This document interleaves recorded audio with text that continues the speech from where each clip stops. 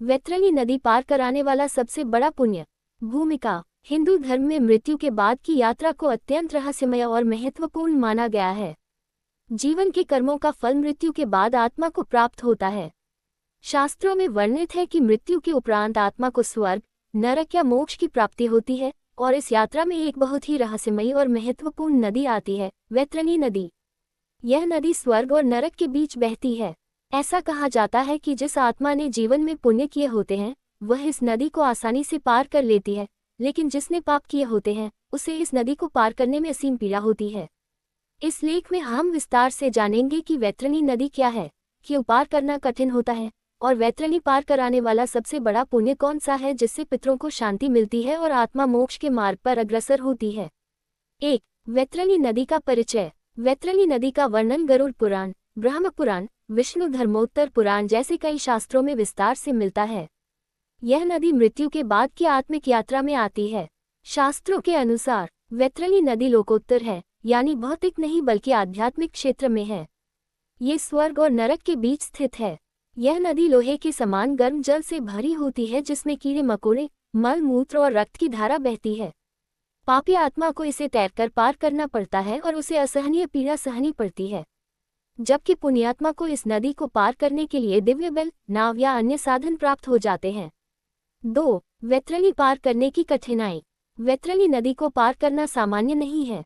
इसे पार करने की स्थिति आत्मा के जीवन में किए गए कर्मों पर निर्भर करती है। पापी आत्मा नदी में गिरती है और उसे कीड़े काटते हैं। नरकदूत आत्मा को धक्के देकर नदी में डालते हैं। आत्मा छटपटाती है, चिल्लाती है, लेकिन जब तक वह अपने कर्मों का फल नहीं भुगतती तब तक पार नहीं कर पाती। नदी की गहराई, तेज धारा और गंदगी आत्मा को पीड़ा देती है। 3. वैतरणी पार कराने वाले पुण्य। हिंदू धर्म में कई ऐसे कर्म बताए गए हैं जो आत्मा को वैतरणी नदी पार कराने में सहायता करते हैं। इन पुण्य कर्मों को करने से आत्मा को दिव्य साधन प्राप्त होता है और वह कष्ट रहित होकर वैतरणी को पार कर लेती है। इनमें से प्रमुख हैं: 1. गोदान, गाय का दान। सबसे बड़ा और प्रभावशाली पुण्य कार्य। मृत्यु से पहले या किसी के लिए गोदान करने से आत्मा को वैतरणी पार कराने के लिए दिव्य बल नंदी प्राप्त होता है।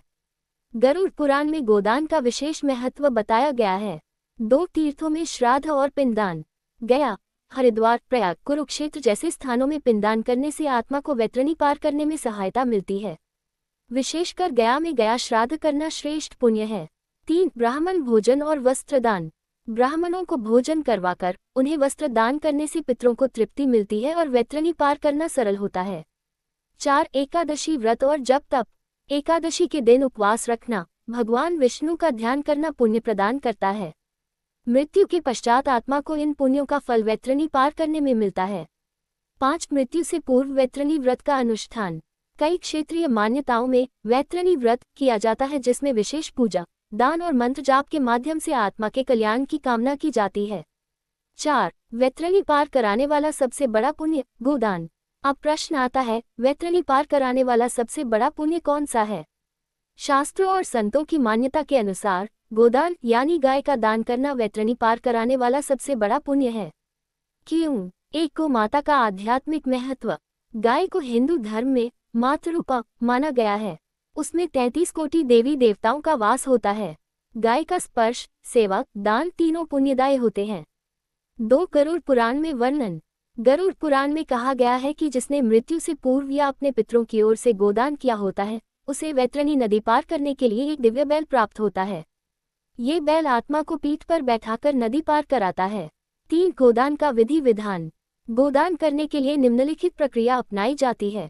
गौ माता को स्नान कराकर स्वच्छ वस्त्र पहनाना, उसके सींगों पर चंदन और फूल चढ़ाना, गुड़, चना, हरा चारा आदि भोजन कराना, ब्राह्मण को दक्षिणा देकर गोदान का संकल्प लेना, गोदान फल मुझे या मेरे पितरों को वैतरणी पार कराने हेतु प्राप्त हो, ये कामना करना।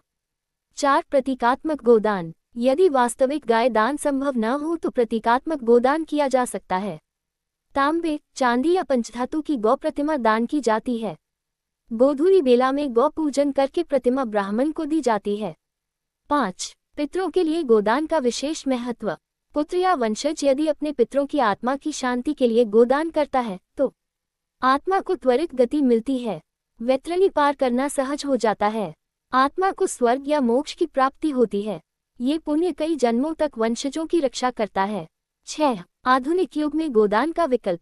आज के समय में कई लोगों के लिए गाय पालना या दान करना व्यावहारिक रूप से कठिन हो सकता है। इसके लिए वैकल्पिक उपाय हैं। गौशाला में दान देना, जैसे भोजन, चारा, धन आदि गौशाला को दान करना भी गोसेवा के बराबर माना जाता है। ऑनलाइन गोदान सेवा। कई धार्मिक संस्थान ऑनलाइन गोदान की सेवा प्रदान करते हैं, जहां आप गाय का खर्च वहन कर पुण्य प्राप्त कर सकते हैं। गौ माता की सेवा का संकल्प। प्रतिदिन गौ माता को रोटी देना, पानी देना भी पुण्य का कार्य है। 7. वैतरणी पार से जुड़े अन्य धार्मिक उपाय। 1. वैतरणी तीर्थ स्नान। भारत के कुछ भागों में वैतरणी नाम की नदियां मौजूद हैं, जैसे उड़ीसा की वैतरणी नदी। वहां स्नान और पिंडदान से आत्मा को लाभ होता है। 2. श्रीमद्भगवद गीता का पाठ। मृत्यु से पहले या पश्चात पिंडदान के साथ गीता का पाठ करना वैतरणी पार कराने में मदद करता है। 3. महाप्रायश्चित हवन। पितरों के दोष निवारण हेतु विशेष हवन, वैदिक कर्म आदि करने से आत्मा को गति मिलती है। 8. लोक कथाएं और मान्यताएं। कथा। राजा रुक्मांगद की वैतरणी यात्रा। पुराणों में वर्णन है कि राजा रुक्मांगद ने जीवन भर धर्म का पालन किया।